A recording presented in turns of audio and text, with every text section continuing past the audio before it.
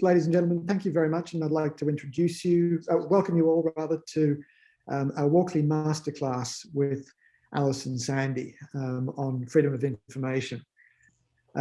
This is the second in our series. The first one was with John Bergen on Google tools, Google News tools, Google research tools. It was an extraordinary presentation, and I'm sure Alison's will be just as good. Just as a reminder, that one is still online, and you can now find the details on the school's website. And we'll record this one, but I'm also very pleased to see that we've got a fairly decent group of people who've shown up, and please feel free to post your questions in the chat box. I'll keep an eye on those, and we'll get to the questions at the end of the session. Alison is an extraordinary practitioner, someone who has had a tremendous amount of experience with freedom of information. She's perhaps, I think, arguably one of the most experienced and accomplished FOI editors that this country has. She's a multi-award-winning journalist who's been working on freedom of information applications since she began her career 20 years ago. She joined the 7 Network in 2014 and became the nation's first female FOI editor. Last year, she lodged almost 800 applications across the country, so she comes with tremendous amount of experience, and I'm sure we're all looking forward to getting the benefit of that. Alison, I might hand it over to you to fill in some of the background on your experience, on how you got here, and take this session away. So Alison, thanks again for joining us, and over to you. Hi, everyone. Thank you so much for joining me in freedom of information. People often ask me a little bit about it when they meet me, because it's not a well-known term. In journalistic circles, it becomes an essential tool, or I've found it's become an essential tool. And I really urge anyone who hasn't made an application after this to even just try one, or hopefully I can assist you with that. And I will, upon request at the end of this, I'll have my email, and if anyone wants a pro forma, an example of an FOI, or as in Queensland's case, right to information application, I'm happy to share that with them. Now, I do have a slideshow, so I might get that started, which will prompt me in everything that I need to talk about. So I have got some things here. First of all, I just thought I'd tell you how I got here. I started at QUT, not UQ, but it's funny, there's a UQ and the QUT cohorts out there, different ones we talk about our starts, but it was great. I really enjoyed university. It gave me a real hunger for this, and I did do one subject, which was freedom of information, and straight away I thought, this is for me, because this is a legislative tool which you can ask for information, and under law they have to provide it. So I thought, rather than, and you'll discover this when you start working as journalists, rather than rely upon media officers, which depending on where they work are actually employed to frustrate you rather than help you. There we go. Excellent. That's often the way that you decide, okay, I need to have other objectives here, or other tools that I can use to get information, because media officers are not employed to help you necessarily. They are there to react to you mostly, maybe be proactive, and certainly freedom of information is then based upon information that they wouldn't normally want you to know. So you make your applications on that basis. So I did that, and I thought, well, at university, when we did the one subject on freedom of information, I remember thinking this, well, it was actually one lesson as part of ethics, journalism ethics, and it was one of the subjects I did extremely well in. And at the time, I can tell you, just to give you a little bit of background on me, I was told at that stage, which I'm probably sure it's even harder now, that only 5% of us who were who were studying journalism, only 5% of us would actually be journalists. So I remember thinking to myself at that stage that I wanted to be one of those in that 5%. So I did work experience everywhere. From second year onwards, I just went all over the country, South Australia, New South Wales, Victoria and Queensland, and just did work experience and just try to work up a portfolio. I got a job in my final year at the Bayside Bulletin Redland Times, which really helped as well. I mean, I was doing ad features at the time when I started, and then doing, you know, proper news stories by the end of it, but they didn't have a full-time gig, and I found myself having to go regionally. And when I went regionally, I would organise, it's a bit hard at the moment with COVID, but I'd organise to actually meet editors, to go into the office and show them my resume and my portfolio rather than just mail it to them. So it was part of my determination. And my first job was at the Portland Observer in southwestern Victoria. And it was I think it was the first Freedom of Information application that the council there, which is Glenelg Shire Council, ever received. And they were a bit alarmed when I put in the application, and certainly negotiated with me on how they would facilitate it. It ended up me in a room with just boxes and boxes of documents. And I mean, back then it was mainly paper documents. Now, of course, it's all electronic, but it was basically about a technology park that they were looking to get to come to, you know, Malaysian technology park. They were getting to come to Portland, and it didn't actually end up being a bit of a white elephant, as some of those end up, you know, happening. So I just wanted to know the costs that they, you know, that they spent pursuing that, which is something they wouldn't normally offer to me. So that's how I kicked off my Freedom of Information career, I guess. And I've been doing it ever since. I went to Win Television there in Mildura before coming up back to Queensland and working for Quest newspapers as a city news editor, and then going to Adelaide, working at the Sunday Mail there as a political reporter, and then Channel 9 in Adelaide before coming back to Brisbane. And I was the police and courts editor there at the Courier Mail. And then I decided, all this time I was still doing Freedom of Information applications. And at that time I decided I'd specialise and become the right to information editor at the Courier Mail. And then, of course, this job came up at the 7 News for the actual network, which meant that it would be a national position, and I'd get to make applications across all the various FOI legislation across the nation, looking for the similar information that I was already getting in Queensland. So next slide, and I'll explain a little bit about how it differentiates. So there is no, freedom of information is a very broad term, and not all of the acts that we obtain the information are called freedom of information. So there are different Freedom of Information Acts, the legislation in all the different states and territories, and federally in Australia. So the federal act is the Freedom of Information Act, and that it started in 1982. There's no application fee, so that's one of the big advantages.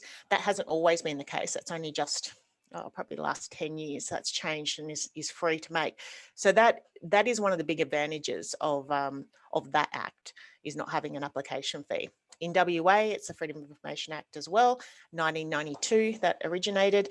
It has a $30 fee. I have to update this because I realise that some of these costs are slightly out. But New South Wales is still $30. That's the Government Information and Privacy Act. That came in 2009. Queensland, the Right to Information Act, also 2009, and that's now $52.60, I think. So sorry about that. I have to. I've omitted to do that. I meant to. And Victoria, the Freedom of Information Act, 1982, that's $29.60. That's still the case. And in South Australia, Freedom of Information Act, 1991, I think it's $38.20 now. So it's gone slightly up. Now the dates that the acts came in pretty much indicate how robust they are. So Victoria and the Federal Act are probably the worst. Well, Victoria definitely is the worst. The Federal Act is slightly better. Not having an application fee helps that. And they're, 1982, and you think, well, a lot has changed since 1982.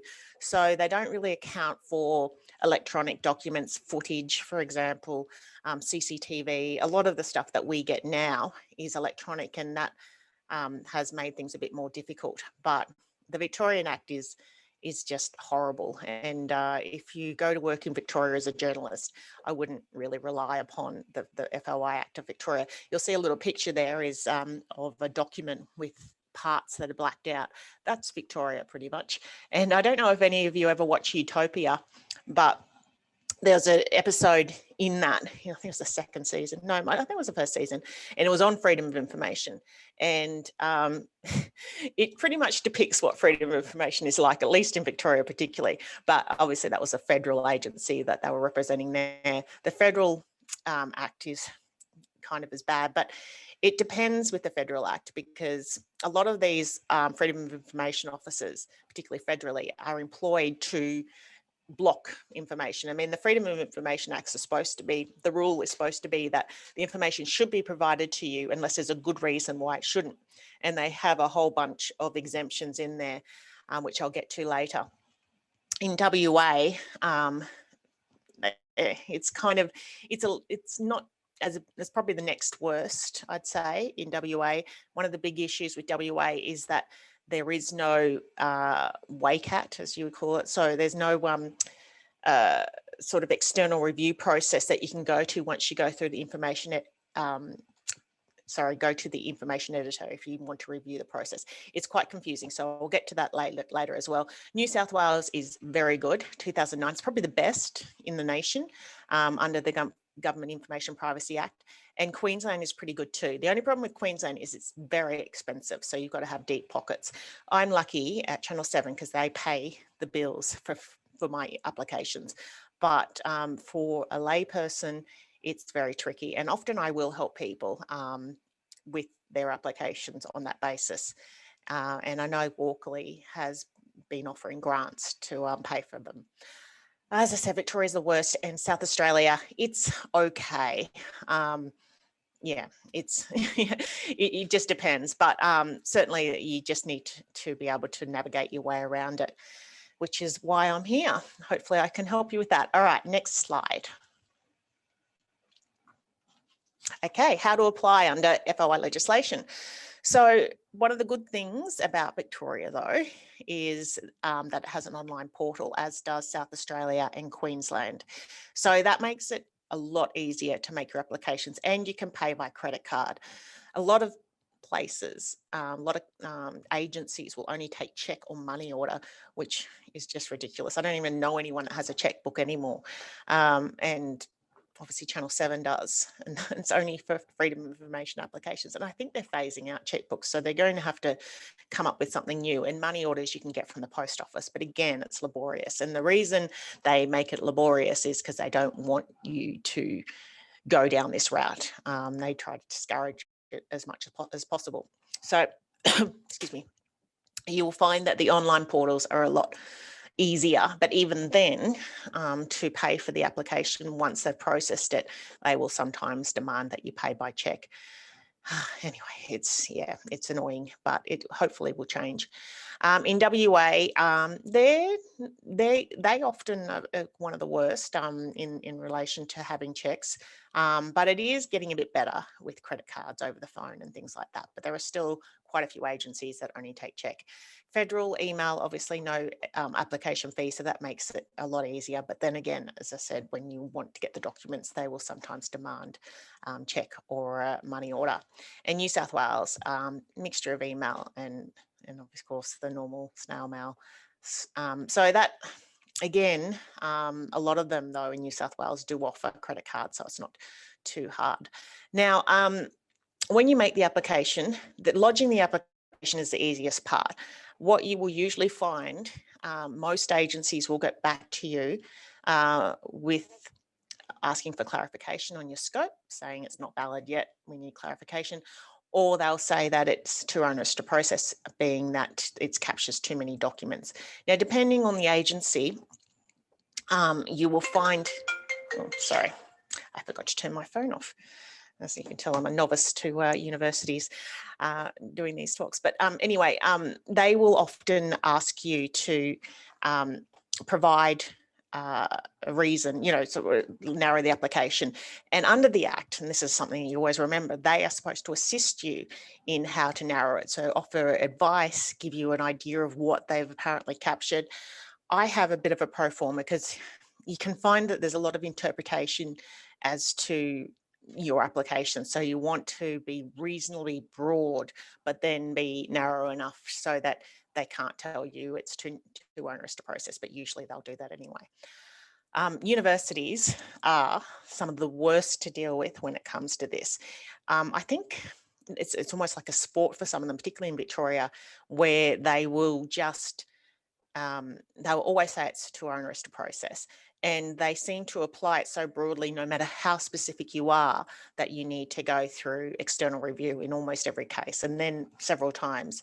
And yeah, it's very frustrating. And they actually have an agency in Victoria called FOI Solutions, which the agencies, including universities, will employ, which basically their job is to try and block your application. So it can be a very difficult process. So knowing how to navigate through it and knowing what to do to try to come, hopefully you'll be able to get it processed, which is the key thing. But, the first stop is to try to stop you from having it processed. So as I said, they are required to assist you under law to provide you with information so that you can change the scope to something that can be processed.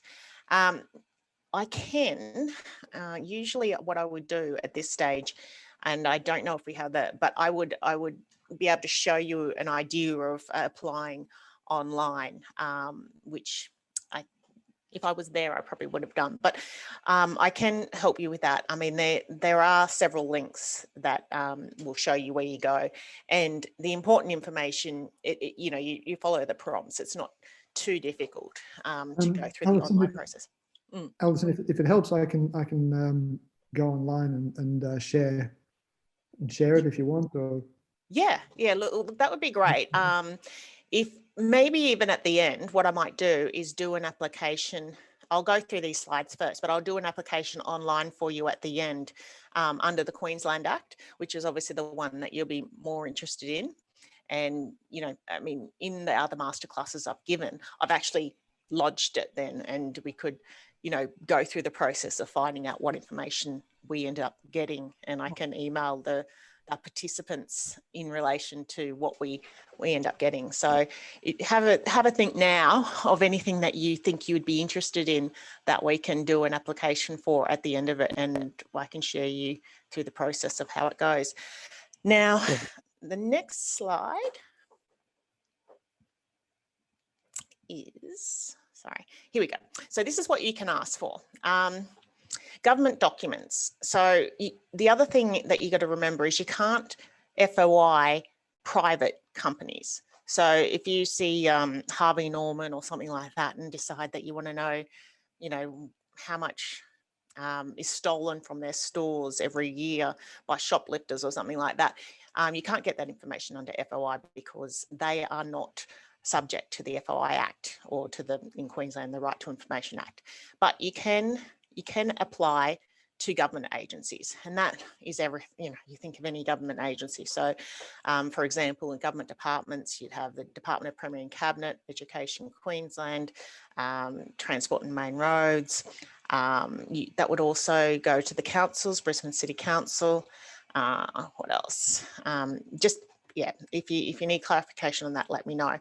Now, one of the most common things that you'd ask for is ministerial briefing notes and attachments, because the minister will be briefed. For example, if you want to know more about Cross River Rail and the cost to taxpayers, good luck with that one. But they will go through ministerial briefing notes, and you have attachments. Problem is there are exemptions, and that's why the real cost of Cross River Rail is often hidden. There's obviously lots of news reports on that. You can ask for reports. So if you want to know, for example, from Transport and Main Roads, how many, like assaults on trains, for example, if you wanted to know how many assaults there had been on Queensland Rail, Southeast Queensland trains in the past year, and you wanted to maybe get 5 5 incident reports and then the related footage to be able to show it, you can ask for that sort of stuff. Internal correspondence such as email, text messages, letters, audits, reviews.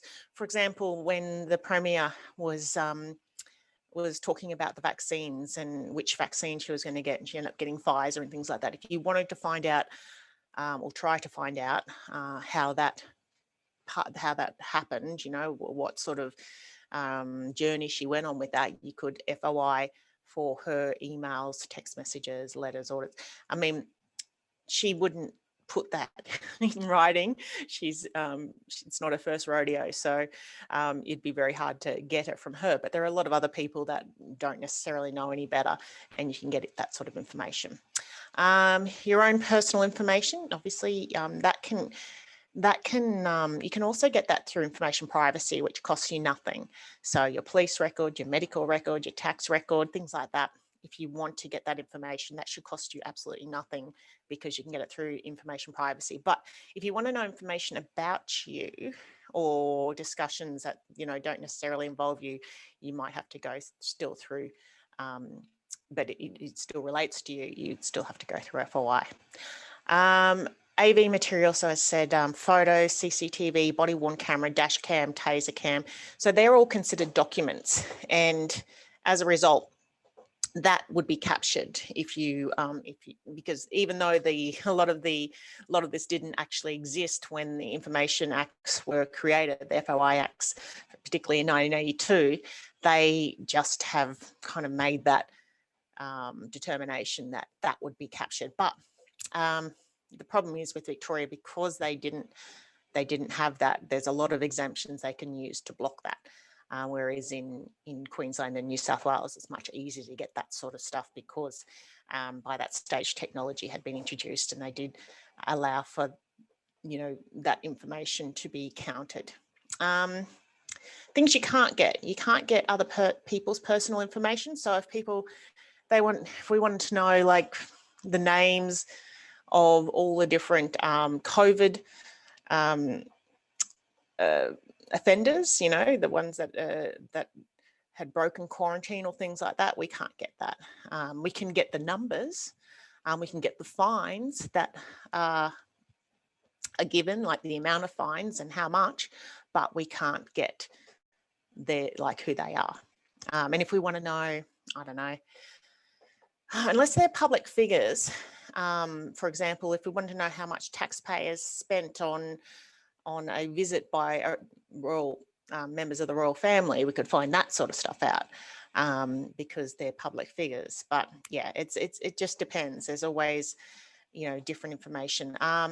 We can include, for example, if we're getting ministerial briefing notes and it's been signed by a senior public servant, it's fine that their names would still be included because, or publicly elected figures, because they're unless they're not acting in their official working capacity. So if we want to know how much they spend on their own credit cards that they have, the taxpayer funded credit cards, and we could find that out, but we couldn't find out, about information that just was, talking about taking leave or something like that. We couldn't capture that because that's personal information, as well as their phone numbers, addresses, that sort of stuff. All right, next slide. Okay, so exemptions that you're likely to encounter, and there are vast many of them, and some of them are subject to the public interest test and some of them aren't. So personal privacy of individuals, like I said, that, for example, if you get footage of somebody, their faces need to be blurred.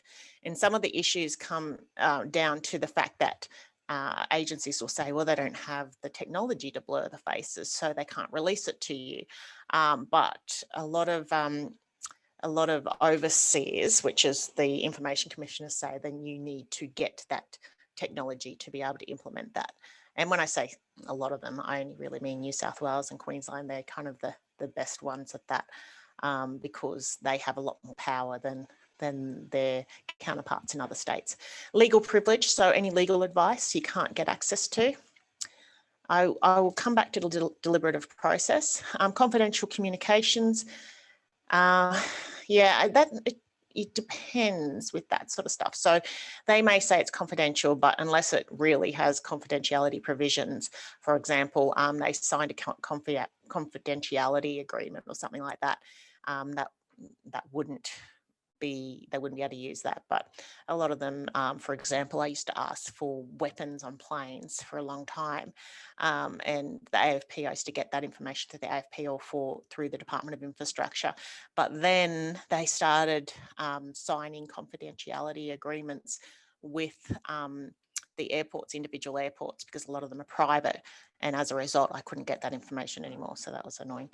Law enforcement and security provisions. So you can't get information that would, for example, give away, a law enforcement method or, some sort of, I guess, sting that, it depends, I guess the circumstances of that. But yeah, how much security, I guess, the royal family had, that can be kind of awkward as well. But you kind of have to argue that one. That one's actually subject to the public interest test. So you could get that. Cabinet information. Now, this is an interesting one. You can't get cabinet information if documents are produced for the purpose of cabinet. So if something just goes to cabinet, as a result, like they read it and they think, oh my God, that's we don't want that to get out, let's put it through cabinet, that is not exempt. But if it's produced for the purpose of cabinet, it is exempt. Prepared for Parliament, that is exempt as well. If it's prepared for Parliament, it's just in the provisions and it's an exemption, you can't argue it. Information given in confidence, again, that's really got to be, that's kind of more subject to the public interest test. For example, if there was someone was sexually assaulted at a university, that's one of the ones that I always ask for. If somebody's given that information on the provision that it wouldn't be released under freedom of information, then it's not available, but it would be de-identified anyway. So it really comes down to the public interest test there. Will adversely impact interstate, international, interdepartmental, interagency relations. That one is often in relation to things that could offend a foreign nation. So again, it's quite a tricky one, but it is, again, subject to public interest test and deliberative process. So deliberative process is when public servants give advice to ministers before making a decision about, I don't know, legislation. I remember once there was one in relation to the plastic bag bans in supermarkets, and they give it, and they'll often say, we believe the minister should do this. A lot of ministers hate that getting out, particularly if they've gone against what their advice has been. So they will argue that it should be blocked because of the deliberative process and that we shouldn't be given that sort of information away. But again, it's subject to the public interest test. So people can, it's in our interest, it's in the public interest to know what advice ministers get before they make a decision, so that we know they're making the decision for us, to benefit us. So we can usually argue about that. There was a big controversy back, maybe about 10 years, no, probably, yeah, more than 10 years probably, where the federal government wanted to block deliberative process altogether. And we made a big song and dance about it and got that stopped. And then again, when Campbell Newman was in, when he was Premier, he also tried to block deliberative process at one stage. And through the Courier Mail, we made a big song and dance about it, and that was stopped because, it's anti-democratic, and you should. And sometimes that deliberative process might be blocked if they've got a good reason to block it, but it's not just a clean exemption. It's got to be subject to the public interest test. So there's some of the but the most likely one, the exemption you're likely to encounter, is that they'll say it's too onerous to process, or they don't understand what you're asking for. But really it's the too onerous to process, which is the big thing, that it's too big. And sometimes, as I say, they deliberately interpret it in a broad fashion so that they don't have to process it. So often you have to go to the efforts of saying, well, the searches should be limited to this office and this person, and only do keywords, for example, searches or something like that. So it could be be quite vexing. And certainly in relation to Victorian universities, they won't even tell you what searches they're doing. So you can say, well, how did you get 6,000 documents captured here? And they just won't tell you. It's just bizarre. But that is against, obviously, it's a contravention of the Act. But because they have no robust process to review in Victoria, they know they can get away with it, which, yeah, it's not what you can do if the law isn't strong enough. All right, next slide. Okay, the public interest test. So remember I said a lot of them are subject to public interest test, these exemptions. So basically a public interest test in Queensland and New South Wales, they have an actual public interest test. So they actually tell you what the provisions are that they'll be considering, and you've got to basically argue if you do a external review on the decision that means that it's against you and you want to get somebody else to look at it independently. You can argue the provisions of the public interest test based on that model that they've provided. But even though some acts don't have the information there, it's easy enough for you to argue it anyway, because public interest is qualified. It's something that you can talk about. So I've got it down here just as a few things. It provides information integral to government openness and accountability, be accessible to the public. It's about taking a decision about what the public has a right to know out of the government's hands, because ultimately there is a conflict of interest.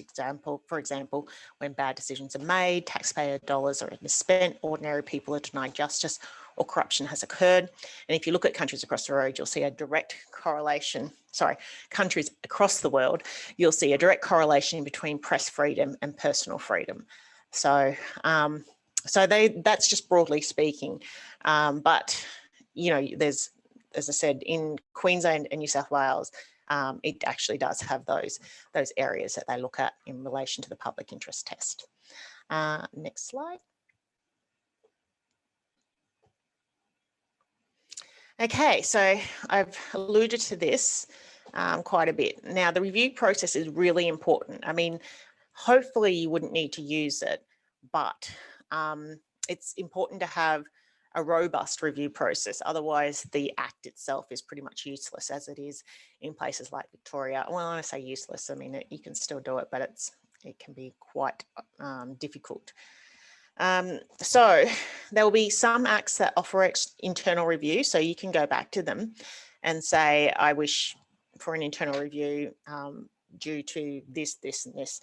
And a lot of the time you'll just say that arguments favouring disclosure outweigh arguments favouring non-disclosure in relation to and you'll say things like the public interest test hasn't been correctly applied or things like that. So, or there's, you could say also another one is that they haven't there was sufficiency of search, so they haven't undertaken the right or undertook the right searches, and you can argue on that process. But yeah, it's quite onerous. Federally, it's not great because the Office of the Australian Information Commissioner, which is a federal, I guess, umpire into FOI, is terribly underfunded.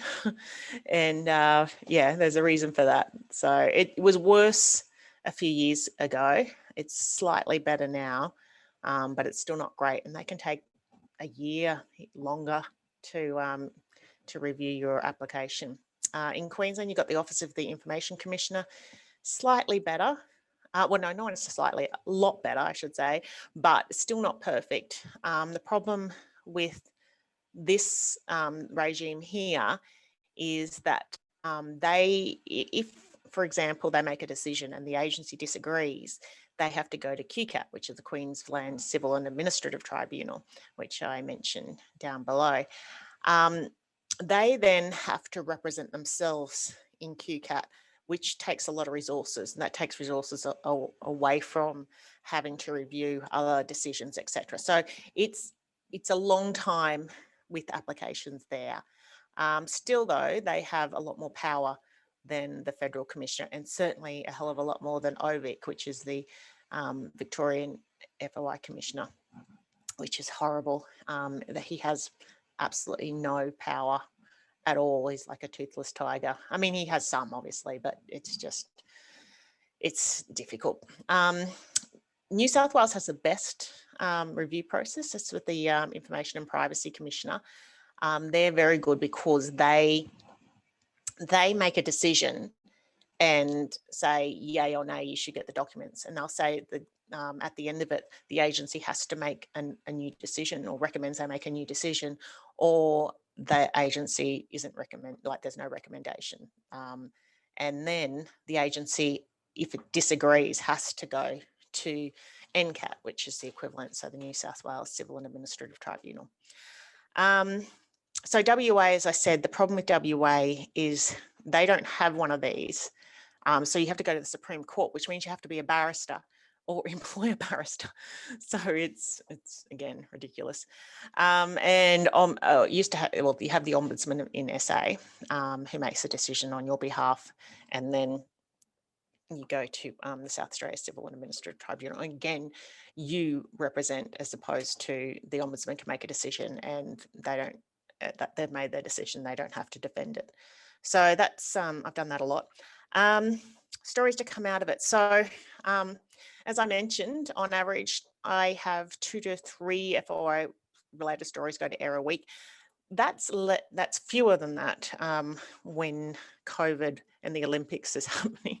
There hasn't been too many lately, but yeah, there's always, the idea is that, you know, you have stories every week that you can sort of churn out.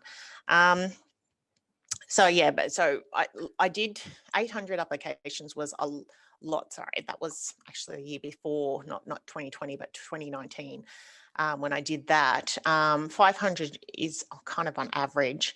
Last year and this year, it's a little bit harder with COVID because there's a few, it takes a little bit longer, and also the appetite's not there as much because they're so busy covering the other stuff, but you've always got a lot of stories. So quick hits, crime trends, laser arrests.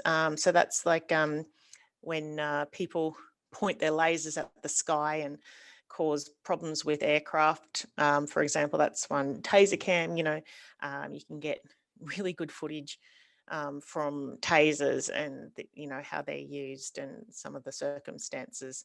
I remember getting this footage one time of this guy in Emerald who, you know, basically ripped off his shirt and was ready to go police. It's just some of the things that sort of come out of these are just remarkable.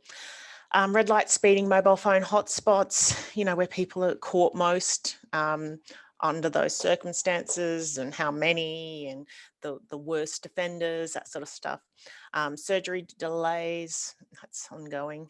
How bad is it? You know, you won't get that information easily. School assaults, etc. There's always scope for stuff that you can ask for that. And a lot of them, to their credit, have now started just providing it to me. So I will ring a lot of them and say, look, can I get this administratively? Do I have to go through FOI? And that's a good thing about being FOI editor. They know that you're not just saying that. So they work out a situation. And a lot of it is just, you know, mainstream stuff that they should provide anyway.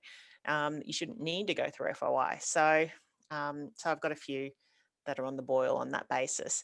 And also just big investigations. So, you know, if you want to look into certain circumstances of how a case was handled, a crime, you know, a cold case or things like that, that's a big thing, which I will get on to my next slide, which will probably explain that. Okay, so one of the ones we did in 2016 was for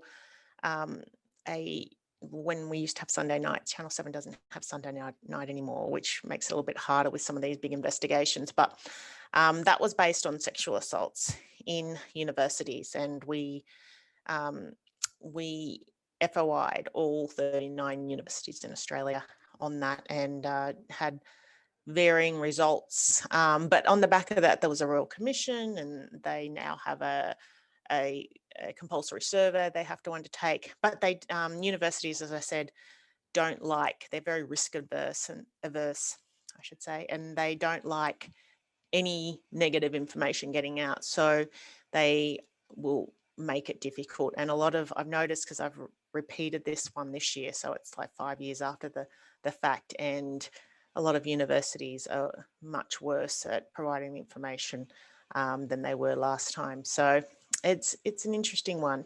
And on the back of Grace Tame's experience, Australian of the Year, and you know, we've had a lot with sexual misconduct in federal parliament. So it's such an important topic, and it's kind of scandalous that agencies try to make it so difficult for that information. I'm not talking about personal information, names or people, although people will personally speak out, and if they want to, that's great, but just about how it's handled. And you'll find that in a lot of cases, the people that are accused will keep on going. And that's, I did another investigation to the public service just this year. And the problem is it's the whistleblowers, the victims, who have to move on, not the perpetrators in a lot of those cases. In most of those cases, actually, it's just incredible. So it's such a frightening issue that you kind of need to keep on about, I suppose, particularly, you know, universities as a public service, people where a lot of people are affected. And it's something that I'm quite passionate about. And I worked with Nina Fennell, who ended up doing that whole Let Us Speak campaign after this one, and, you know, got a whole bunch of laws changed, and was also the one who revealed everything about Grace Tame and what had happened to her. So yeah, it's you can do a lot of good, I suppose, I feel, when you can get, you know, laws changed and different, the way things that progressed is much more beneficial way to victims. But unfortunately, we're still a long way away, particularly when, you know, agencies want to sweep it under the carpet and don't want information about this coming out. Next one. So another really big investigation I did, which helped with my freedom of information, was the Lady Vanishes. Now, by this stage, Sunday night was folding up, but we ended up doing a podcast, and it was amazing so we did the freedom of information application on behalf of the person missing. There is Marion Barter, 51 years old. She's been missing since 1997, and her daughter has been trying to find out information about her mum's investigation. And what she found out is her mother wasn't even listed as missing. And so we did a big investigation, got hold of the police files. They were mostly redacted. We went through the New South Wales Civil and Administrative Tribunal. We won that. We got that information. It came out. It showed that the New South Wales Police had, because even though she's from the Gold Coast, Marion Barter was investigated in New South Wales because she went missing, and the last time there was any record of her was in Byron Bay. And it revealed that, the police had botched the investigation, basically, and she should have been listed as missing. And as a result, she was put on the National Missing Persons Register for the first time. The coroner decided to hold an inquest, and that's still ongoing. So we covered that in June, July of this year, and then they've extended it to February next year to follow up on some of the other leads that we found through the investigation. So yeah, so that was good. That's another example of where this sort of investigation can really help with, you know, freedom of information has really helped with us with that one. All right, next. Okay, so how FOI is changing. Okay, so funding and resources. Sadly, the funding and resources are going down, not up. And the tactics and obstacles are increasing. The cost is increasing. So there are a lot of challenges with it. So the whole issue is being able to deal with the obstacles that are put in front of you. Not all agencies are difficult to deal with in this way. So quite a few FOI officers actually do do the job properly. They're not just there to block, they actually just implement the law as it's meant to be implemented. So that's good. But yeah, it is very challenging, and it is something that I find that I will probably end up giving. I get a lot of emails, you know, from a lot of journalists in this profession, you know, that work at ABC or, you know, newspapers, etc., who are after advice because it isn't easy to get through it. But so I do, and I will offer any advice you may. You know, if anyone, my email will be at the end of this, and if you would like a pro forma or an example of an application I make that I've made that you can use as a bit of a basis, and then have, you know, want to talk about how to do FOI applications further, because it's pretty hard to kind of give you a quick snap lesson in an hour, but it wouldn't matter anyway until you actually do it. It's just like anything, you know, you can only lay the foundation, but until you actually do it, you don't actually know. So I'm more than happy. I take emails, phone calls all the time on this subject, so happy to help. Next slide. Yes, so that comes to the end of my, I guess, my formal part. There's a lot of information that I sort of put forward to you there. So as I said, I'm more than happy just to take some questions, but also at some stage just do a bit of a practical example of how to do an application. Right, thank you very much, Alison. That was absolutely fantastic. I'm going to leave that up on the screen for that last slide up on the screen for another moment or two so that people can jot down your email address. But if anyone's got any questions at all, please stick them in the chat room. Alison, one of the things while we're waiting for others, one of the things I was wondering about was, you know, how much of a clear idea you need to have about the kind of information that you're after.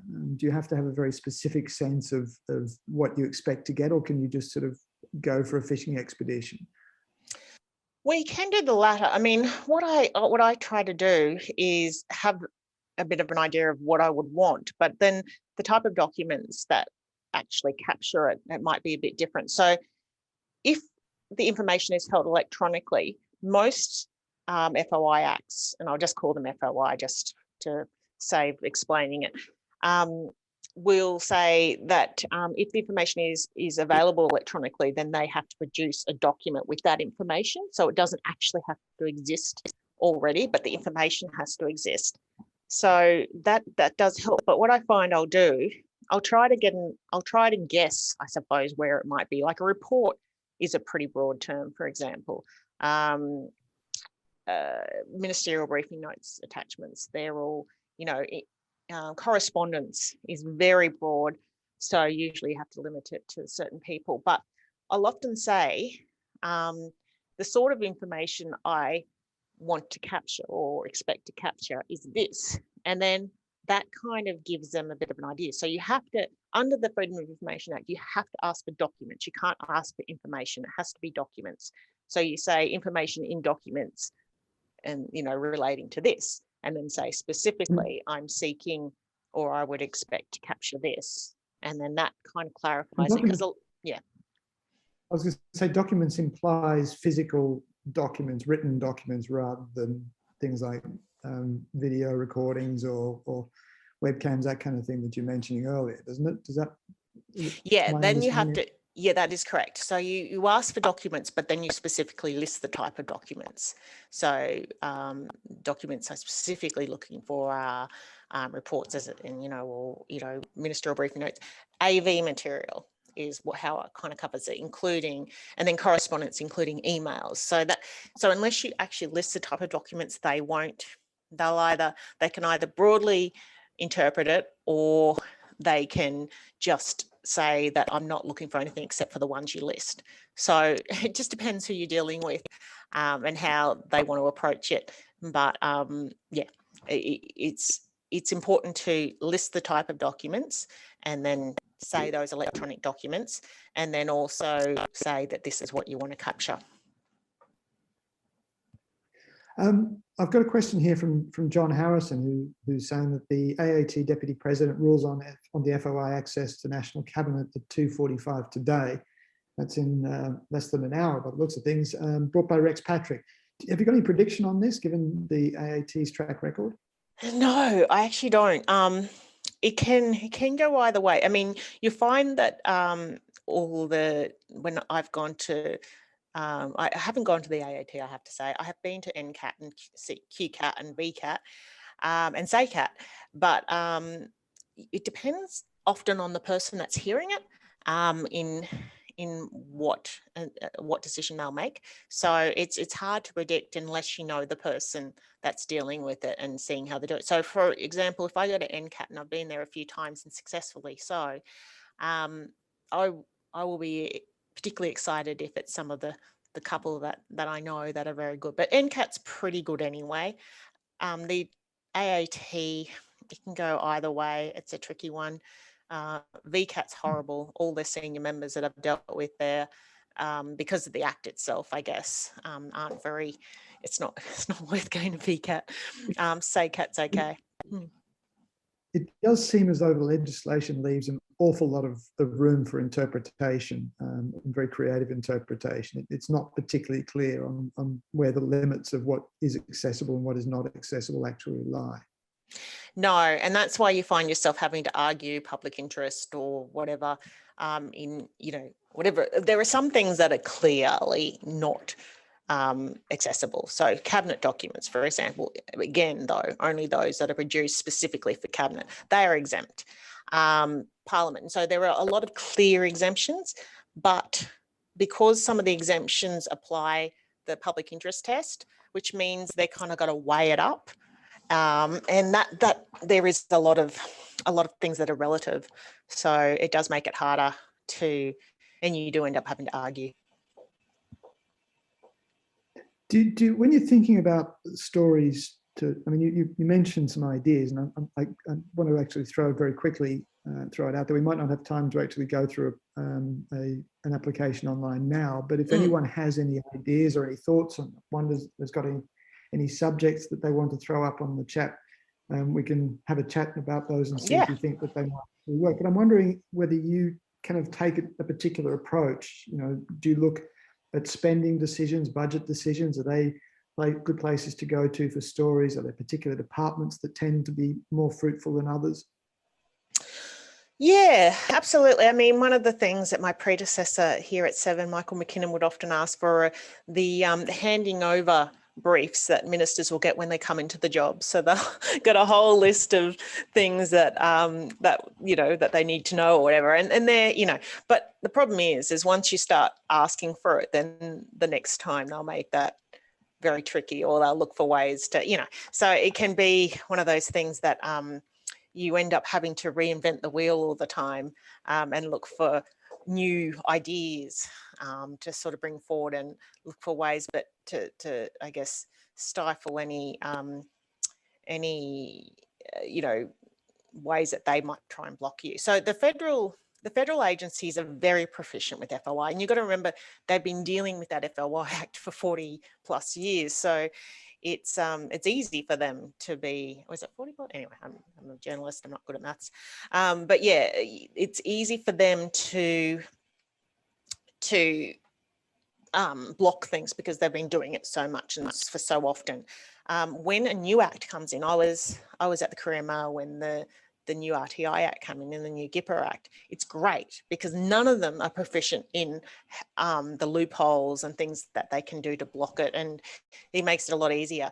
The state agencies, I find, tend to be better, and the places where the Act is more robust, they're better too. They don't fight you as much, but some agencies, like for example in Queensland, TMR is really good. Health, not so good. They can be quite slow. TMR, Transport and Main Roads. Yeah, Transport and Main Roads. Yeah, they're great.